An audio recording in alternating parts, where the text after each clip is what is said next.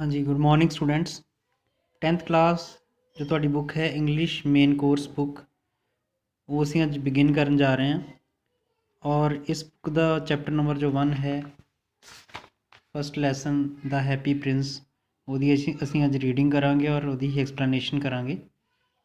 ਪਹਿਲਾਂ ਇੰਟਰੋਡਕਸ਼ਨ ਦੇਖ ਲੈਂਦੇ ਹਾਂ ਚੈਪਟਰ ਤੋਂ। ਹਾਂਜੀ ਸਟੂਡੈਂਟਸ, ਪ੍ਰਿੰਸ ਸਾਨੂੰ ਪਤਾ ਹੈ ਕਿ ਜਿਵੇਂ ਰਾਜਕੁਮਾਰ ਨੂੰ ਕਹਿੰਦੇ ਨੇ, तो हैप्पी प्रिंस इसका टाइटल है और हैप्पी प्रिंस का मतलब है खुश राजकुमार। The happy prince was a beautiful statue. इस स्टोरी के हैप्पी प्रिंस असल में एक बहुत ही सुंदर बुत है। He was covered with gold और उस बुत के उपर सोना चढ़िया हुआ है। He had a sapphires for eyes. ਉਹਦੀਆਂ ਅੱਖਾਂ ਜਿਹੜੀਆਂ ਨੇ ਉਹ ਬਲੂ ਕਲਰ ਦੇ ਸਟੋਨਸ ਜੈਮਸ ਦੇ ਨਾਲ ਬਣੀਆਂ ਹੋਈਆਂ ਨੇ। ब्लू कलर के जोड़े ने कीमती पत्थर लगे हुए ने उहदियां अखां दे विच, and ruby in his sword, और उहदी तलवार दे विच रैड कलर का जैमस्टोन लगा हुआ है, लाल रंग का कीमती पत्थर लगा हुआ है। Why did he want to part with all the gold and the precious stones that he had. लेकिन फिर भी जिहड़ा प्रिंस है वो चाहता है कि वो इस सोने और इन्हां हीरियां तो छुटकारा पा लवे। आखिर ऐसा क्यों है? इन्हें कीमती हीरे और सोना वो उपर लगा हुआ है, फिर भी ये हैप्पी प्रिंस नाम का स्टैचू चाहता है कि ये जोड़ा गोल्ड है, ये जोड़े हीरे ने, ये कोलों ले जान। ऐसा क्यों है? सो इनू जानने के वास्ते असीं इस चैप्टर में रीड करांगे। कहंदा the high above the city on a tall column stood the statue of the happy prince. शहर के काफ़ी उच्चे थंब के उपर हैप्पी प्रिंस का जोड़ा स्टैचू है वो लगा हुआ है। He was gilded all over with thin leaves of fine gold, और वो उपर सोने का पत्तरा चढ़िया हुआ है पूरे स्टैचू के उपर। For eyes he had 2 bright fires, और वो जो अखां ने वो नीले हीरियां दियां बनिया हुई ने। And large red Ruby glowed on his sword hilt, और इस हैप्पी प्रिंस के हथ में जो तलवार है उस तलवार के हैंडल के उपर, हिल्ट हुंदा हैंडल, उस तलवार के हैंडल के उपर जोड़ा है रैड कलर का जोड़ा हीरा है वो लगा हुआ है। One night there flew over the city a little swallow. एक रात उस शहर के उपरों दी एक स्वॉलो नाम का जोड़ा बर्ड है वो उड़ के जा रहा सीगा। स्वॉलो नूं पंजाबी दे विच अबाबील कहंदे ने। His friends had gone away to Egypt 6 weeks before, but he had stayed behind. Then he decided to go to Egypt. इस स्वॉलो बर्ड के जोड़े फ्रेंड्स सीगे वो 6 weeks पहला, 6 हफ्ते पहला इजिप्ट जा चुके सीगे। लेकिन ये जोड़ा स्वॉलो बर्ड है ये पिछे रह गया सीगा। लेकिन हुण स्वॉलो बर्ड ने डिसाइड किया कि वो भी हुण अपने फ्रेंड्स के कोल इजिप्ट चला जाएगा। All day long he flu and at night time he arrived at the city. पूरा दिन स्वॉलो उड़ता रहा और रात के टाइम वो इस सिटी के विच पहुँच गया। Where shall I put up, he said, I hope the town has made preparations. So पूरा दिन अबाबिल उड़ता रहा सीगा और रात के टाइम वो शहर के विच पहुँच गया सीगा। और शहर के विच पहुँच के वो अपने आप को पुछता है जां कहता है कि मैं कित्थे ठहरांगा। फिर वो आप ही रिस्पॉन्स दिंदा है, I hope the town has made preparations, कि मैनू लगता है कि इस शहर ने मेरे वास्ते पहला ही तैयारी कर रखी है मैनू ठहराउण दी। Then he saw the statue on the tall column. फिर उन्होंने उच्चे थंब के उपर एक बुत दिखाई दिता, एक स्टैचू दिखाई दिता। वो स्टैचू हैप्पी प्रिंस का सीगा। I will put up there, मैं इत्थे ठहरांगा, ही क्राइड, उसने चीख के कहा। It is a fine position with plenty of fresh air. एक अच्छी पोजीशन है, अच्छी जगह है जिथे फ्रैश एयर मिलेगी। So he alighted just between the feet of the happy prince. So ये कह के वो जड़ा है उन्हें अपनी जी उड़ान सी वो ख़त्म कर दी और वो हैप्पी प्रिंस के पैरों में आके बैठ गया। I have a golden bedroom, he said softly to himself as he looked around and he prepared to go to sleep. क्योंकि हैप्पी प्रिंस स्टैचू के उपर गोल्ड चढ़िया होया सीगा, सो इस करके स्वॉलो बर्ड कहता है कि मैनू गोल्डन बैडरूम मिल गया, सुनहरी बैडरूम मिल गया है। ਆਪਣੇ ਆਪ ਨੂੰ ਕਹਿ ਰਿਹਾ ਹੈ। ਆਸ-ਪਾਸ ਉਹ ਦੇਖਦਾ ਹੈ bird, he prepare to go to sleep, ਔਰ ਫਿਰ ਸੌਣ ਦੀ ਤਿਆਰੀ ਕਰ ਲੈਂਦਾ ਹੈ। But just as he was putting his head under his wing, a large drop of water fell on him. ਜਿਉਂ ਹੀ ਉਹ ਸੌਣ ਦੀ ਤਿਆਰੀ ਕਰ ਰਿਹਾ ਸੀਗਾ ਤਾਂ ਇਸੇ ਟਾਈਮ ਉਹਦੇ ਉੱਪਰ ਇੱਕ ਪਾਣੀ ਦਾ ਬਹੁਤ ਵੱਡਾ ਤੁਪਕਾ ਆਣ ਕੇ ਡਿੱਗ ਪੈਂਦਾ ਹੈ। ਵਟ ਅ ਕਿਊਰੀਅਸ ਥਿੰਗ, ਹੀ ਕ੍ਰਾਈਡ। ਔਰ ਬਰਡ ਜਿਹੜਾ ਹੈ ਚੀਖ ਕੇ ਕਹਿੰਦਾ ਹੈ ਕਿ ਕੀ ਅਜੀਬ ਚੀਜ਼ ਹੈ। There is not a single cloud in the sky. The stars are quite clear and bright, and yet it is raining. कि आसमान ਦੇ ਵਿੱਚ ਤਾਂ ਕੋਈ ਬੱਦਲ ਨਹੀਂ ਹੈ ਔਰ ਬਿਲਕੁਲ ਸਾਫ਼ ਰਾਤ ਹੈ, ਸਟਾਰਸ ਨਿਕਲੇ ਹੋਏ ਨੇ, yet it is raining, ਫਿਰ ਵੀ ਬਾਰਿਸ਼ ਕਿੱਦਾਂ ਹੋ ਰਹੀ ਹੈ ਬਿਨਾਂ ਕਲਾਉਡਸ ਤੋਂ। then another drop fell। ਇੰਨੇ ਹੀ ਟਾਈਮ ਦੇ ਵਿੱਚ ਇੱਕ ਹੋਰ ਡ੍ਰੌਪ ਜਿਹੜਾ ਉਹਦੇ ਉੱਪਰ ਆਣ ਕੇ ਡਿੱਗਦਾ ਹੈ।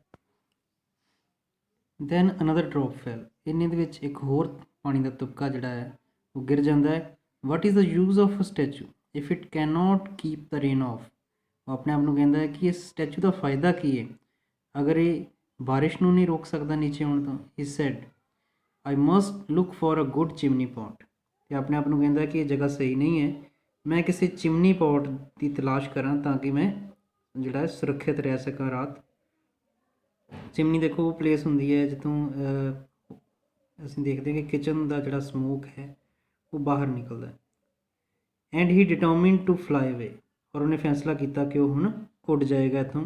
But before he had opened his wings a third drop fell and he looked up and saw ah. What did he ਸੀ।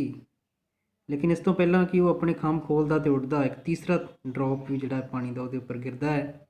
ਉੱਪਰ ਨੂੰ ਦੇਖਦਾ ਹੈ ਔਰ ਉੱਪਰ ਨੂੰ ਦੇਖ ਕੇ ਉਹਨੂੰ ਅੱਗੋਂ ਕੀ ਦਿਖਾਈ ਦਿੰਦਾ ਹੈ। The eyes of the happy prince were filled with tears, and tears were running down his golden cheeks. Happy Prince ਜਿਹੜਾ ਸਟੈਚੂ ਸੀਗਾ ਉਹਦੀਆਂ ਅੱਖਾਂ ਹੰਝੂਆਂ ਦੇ ਨਾਲ ਭਰੀਆਂ ਹੋਈਆਂ ਸੀਗੀਆਂ ਔਰ ਇਹ ਜਿਹੜੇ ਹੰਝੂ ਸੀ, ਟੀਅਰ ਸੀਗੇ, ਉਹਦੀਆਂ ਸੁਨਹਿਰੀ ਗੋਲਡ ਕਲਰ ਦੀਆਂ ਗੋਲਡ ਚੀਕਸ ਤੋਂ ਜਿਹੜਾ ਹੈ ਗੋਲਡ ਗੱਲਾਂ ਤੋਂ ਜਿਹੜਾ ਹੈ ਨੀਚੇ ਵੱਲ ਨੂੰ ਵਹਿ ਰਹੇ ਸੀਗੇ। His face was so beautiful in the moonlight that the little swallow was filled with pity। ਸੋ ਜਦੋਂ ਚੰਨ ਦੀ ਰੌਸ਼ਨੀ ਦੇ ਵਿੱਚ ਉਹਦਾ ਚਮਕਦੇ ਚਿਹਰੇ ਤੋਂ, ਸੁੰਦਰ ਚਿਹਰੇ ਤੋਂ ਇਹ ਜਿਹੜੇ ਟੀਅਰਸ ਨੀਚੇ ਨੂੰ ਆ ਰਹੇ ਸੀ, ਤਾਂ ਇਸ ਚੀਜ਼ ਨੂੰ ਦੇਖ ਕੇ ਸਵੋਲੋ ਬਰਡ ਜਿਹੜਾ ਹੈ ਉਹ ਹਮਦਰਦੀ ਦੇ ਨਾਲ, ਪਿਟੀ ਦੇ ਨਾਲ ਜਿਹੜਾ ਹੈ ਭਰ ਗਿਆ। Who are you, he sad. ਅਤੇ ਬਰਡ ਉਹਨੂੰ ਕਹਿੰਦਾ ਹੈ, ਪੁੱਛਦਾ ਹੈ ਕਿ ਤੁਸੀਂ ਕੌਣ ਹੋ। ਅੱਗੋਂ ਸਟੈਚੂ ਰਿਸਪੌਂਸ ਕਰਦਾ ਹੈ, ਰਿਸਪੌਂਡ ਕਰਦਾ ਹੈ ਕਿ I am the Happy Prince. ਮੈਂ ਹੈਪੀ ਪ੍ਰਿੰਸ ਹਾਂ। Why are you weeping then, asked swallow. So swallow ਨੂੰ ਪੁੱਛਦਾ ਹੈ ਕਿ ਤੇ ਤੂੰ ਹੈਪੀ ਪ੍ਰਿੰਸ ਹੈ ਤਾਂ ਫਿਰ ਤੂੰ ਕਰਾਏ ਕਿਉਂ ਕਰ ਰਿਹਾ, ਰੋ ਕਿਉਂ ਰਿਹਾ। ਯੂ ਹੈਵ ਕੁਆਇਟ ਡ੍ਰੈਂਚਡ ਮੀ। ਤੂੰ ਤਾਂ ਮੈਨੂੰ ਭਿਉਂ ਹੀ ਦਿੱਤਾ ਹੈ ਇਹਨਾਂ ਹੰਝੂਆਂ ਦੇ ਨਾਲ, ਗਿੱਲਾ ਕਰ ਦਿੱਤਾ ਹੈ, ਮੇਡ ਮੀ ਵੈਟ। ਸੋ ਡ੍ਰੈਂਚ ਦਾ ਮਤਲਬ ਹੈ make wet. When I was alive I had a human heart, answer the statue. Statue answer ਕਰਦਾ ਹੈ ਕਿ ਜਦੋਂ ਮੈਂ ਜਿੰਦਾ ਸੀਗਾ ਤਾਂ ਉਸ ਟਾਈਮ 'ਤੇ ਮੇਰਾ ਜਿਹੜਾ ਦਿਲ ਸੀ ਇਨਸਾਨਾਂ ਵਾਲਾ ਸੀਗਾ। I did not no what tears ਵਰ। ਮੈਨੂੰ ਨਹੀਂ ਸੀ ਪਤਾ ਹੁੰਦਾ ਕਿ ਹੰਝੂ ਕੀ ਹੁੰਦੇ ਨੇ। For I lived in the palace, ਕਿਉਂਕਿ ਮੈਂ ਤਾਂ ਵੱਡੇ ਮਹਿਲ ਦੇ ਵਿੱਚ ਰਹਿੰਦਾ ਸੀ। Where sorrow is not allowed to enter, ਜਿੱਥੇ ਦੁੱਖ ਜਿਹੜਾ ਹੈ ਉਹ ਦੇਖਣ ਨੂੰ ਨਹੀਂ ਮਿਲਦਾ, ਕਿਉਂਕਿ ਰਾਜਾ ਮਹਾਰਾਜਾ ਨੂੰ ਦੁੱਖ ਦਾ ਪਤਾ ਨਹੀਂ ਹੁੰਦਾ। ਸੋਰੋ ਮੀਨਸ ਦੁੱਖ। ਮਾਈ ਕੋਰਟੀਅਰਸ ਕਾਲਡ ਮੀ ਦਾ ਹੈਪੀ ਪ੍ਰਿੰਸ। ਮੇਰੇ ਦਰਬਾਰੀ ਮੈਨੂੰ ਹੈਪੀ ਪ੍ਰਿੰਸ ਕਹਿੰਦੇ ਸੀਗੇ। ਐਂਡ ਹੈਪੀ ਇੰਡੀਡ ਆਈ ਵਾਜ਼, ਅਤੇ ਮੈਂ ਸੱਚਮੁੱਚ happy C. So I lived and so I died. ਮੈਂ ਇਸ ਤਰ੍ਹਾਂ ਹੀ ਜਿੰਦਾ ਰਿਹਾ ਅਤੇ ਆਖਿਰ ਇਸ ਤਰ੍ਹਾਂ ਹੀ ਮਰ ਗਿਆ। And now that I am dead they have set me up here so high that I can see the ugliness and all the misery of my city. ਲੇਕਿਨ ਕਹਿੰਦਾ ਜਦੋਂ ਹੁਣ ਮੈਂ ਮਰ ਗਿਆ ਹਾਂ, ਔਰ ਮੇਰੇ ਮਰਨ ਤੋਂ ਬਾਅਦ ਕੀ ਕੀਤਾ ਹੈ, ਉਹਨਾਂ ਨੇ ਮੇਰਾ ਸਟੈਚੂ ਬਣਾ ਕੇ ਇੱਕ ਬਹੁਤ ਉੱਚੇ ਥੰਮ ਦੇ ਉੱਪਰ, ਇੱਕ ਉੱਚੇ ਪਲੇਟਫਾਰਮ ਦੇ ਉੱਪਰ ਜਿਹੜਾ ਲਗਾ ਦਿੱਤਾ ਹੈ। ਅਤੇ ਮੈਂ ਇੰਨਾ ਉੱਚਾ ਹਾਂ, ਮੇਰਾ ਸਟੈਚੂ ਇੰਨਾ ਉੱਚਾ ਹੈ ਕਿ ਮੈਂ ਪੂਰੇ ਸ਼ਹਿਰ ਦੇ ਜਿਹੜੇ ਦੁੱਖ ਨੇ, ਮਿਜ਼ਰੀ ਜਿਹੜੀ ਦੁੱਖ ਹੈ ਜਾਂ ਕੋਈ ਬੁਰਾਈਆਂ ਨੇ, ਉਹ ਸਭ ਕੁਝ ਦੇਖ ਸਕਦਾ ਹੈ ਸ਼ਹਿਰ ਦੇ ਵਿੱਚ ਜੋ ਵੀ ਹੋ ਰਿਹਾ ਹੈ। And though my heart is made of lead yet I can not choose but weep.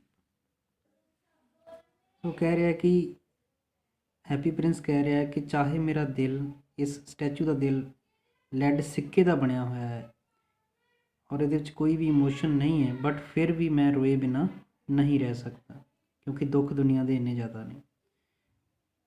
What is he note solid gold, said the swallow to himself. He was too polite to make any personal remarks. ਇਹ ਸੁਣ ਕੇ ਜਿਹੜਾ ਸਵੋਲੋ ਸੀਗਾ bird, ਉਹ ਆਪਣੇ ਆਪ ਨੂੰ ਕਹਿੰਦਾ ਹੈ ਕਿ ਬੜਾ ਹੈਰਾਨ ਹੁੰਦਾ ਹੈ, ਵਟ, ਮੈਂ ਬੜਾ ਹੈਰਾਨ ਹਾਂ ਕਿ ਇਹ ਸੋਲਿਡ ਗੋਲਡ ਦਾ ਨਹੀਂ ਬਣਿਆ ਹੋਇਆ, ਇਹਦੇ ਵਿੱਚ ਲੈਡ ਵੀ ਹੈ। ਲੇਕਿਨ ਉਹ ਸਵੋਲੋ ਬਰਡ ਜਿਹੜਾ ਸੀਗਾ ਕਾਫੀ ਪੋਲਾਈਟ ਸੀਗਾ, ਇਸ ਲਈ ਉਹਨੇ ਕੁਛ ਵੀ ਜਿਹੜਾ ਹੈ ਹੈਪੀ ਪ੍ਰਿੰਸ ਨੂੰ ਪਰਸਨਲ ਰਿਮਾਰਕ ਨਹੀਂ ਕੀਤਾ, ਸਿਰਫ ਆਪਣੇ ਆਪ ਨਾਲ ਹੀ ਗੱਲ ਕੀਤੀ।